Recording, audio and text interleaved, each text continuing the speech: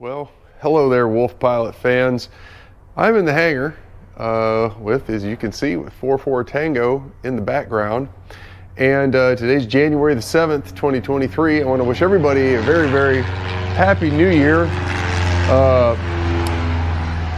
In this episode, I'm going to be talking about something that every pilot, every airplane owner, let's say pilots can rent airplanes. Every airplane owner has to deal with every year, and that's annual. What is an annual? Well, every 12 months, your airplane has to be inspected, pulleys lubricated, gaskets checked. I mean, there's a whole litany of things that need to be examined to ensure that your plane is airworthy for another year. So I'm here today as we start this process, and in fact, just to make it totally, utterly official, you see over here on the bulletin board, which I hung up, N8344 Tango is AOG, and it's in annual. I think I misspelled annual. It's fighting a defective defective marker. I need to bring a few fresh markers in. Anyway, just to give you an idea of what this all entails, my Uncle Steve, who's an A&P, just full disclosure so you guys know, we have the annual checklist, and like I say, when there's a litany of stuff, the propeller, bunch of stuff related to that, engine compartment, air filters, baffles, cylinders, we have to do the compression test, then we look at the crankcase PVC system, engine controls, linkage, starter, generator, alternator. We're going to look at the fuel system, drainers, hoses, valves, landing gears. Those don't move, but there they are. Airframes, gyros, seat stops, rails, all this stuff has to be measured. Compasses, avionics, control systems, pulleys, brackets, guards, travel stops, labeling. I mean, it just runs the absolute litany of everything. Additionally, this time around, as you've seen in previous videos here on 44 Tango, I did avionics install. Well, it was mostly right. I need to go back to the drawing board because I ran some wires to the wrong places. Just a few, not any great big deal. But I need to get my CDI to where it's working right. HSI already works. The DG works halfway because it's not getting any primary GPS info, so it doesn't. The course doesn't want to update, but that'll be fixed with the rewiring. So there'll be that little task. Everything else, during the avionics upgrade process, we did a lot of the inspections. A lot of the stuff on the annual checklist will already be able to be checked off because it's done. We did it early. And the 4 hours since the avionics and stuff went in is not, who cares whether did it 4 hours ago or right now. Stuff's not going to change in 4 hours. So anyway, I'm in the process now. I've got the seat stops removed, and I'm in the process of yanking out the seats so I can put in blankets and go in there and start pulling avionics. I got to pull out all the avionics and get ready for that aspect because I'm the avionics guy. Sunday, January the 8th, 44 Tango is in annual. It is official.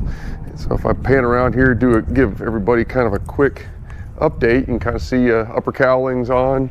We got Rudder Wolf here is hanging out in the hangar. Uncle Steve is about to take off the lower cowling so we can change the oil and the filter. And I gotta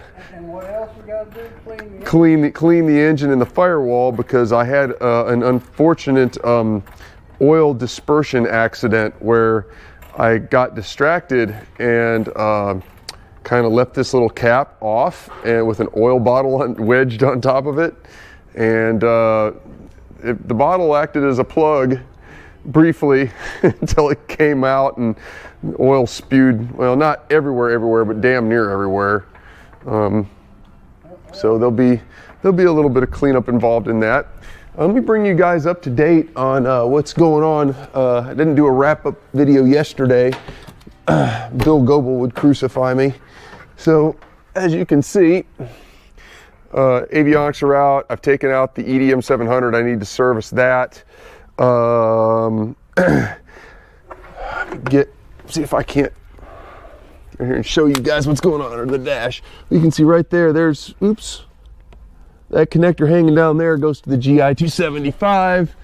And under the dash here, I'm in the process of pulling down the aviation harness. So I've got lots of zip ties to unzip tie and see if I can make this harness come down, or I can actually toy with it and move some wires around. So anyway, that's where we're at right now. We'll get to it. All right, folks, let's do a quick wrap up here today. Gosh, Steve and I were kind of trooping away on things. Both cowlings are off. Let's see a lot of water on the floor here in the hangar. That's a tired wolf. Anyhow, these cowlings are all completely cleaned up, spiffed up, ready to go. The interior of the engine compartment's been completely degreased and cleaned up.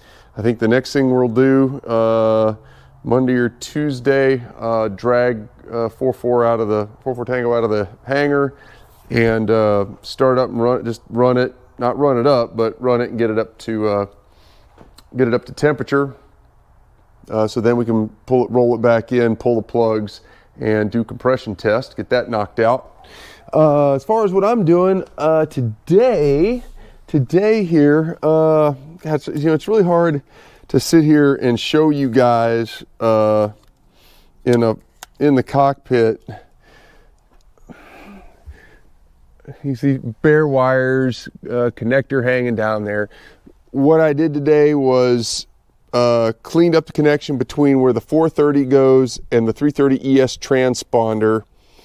So now the transponder will be blasting out TIS-A data out of the A-Rink 429 port to there's the second input on the 430. There's actually two inputs. Two inputs and one output.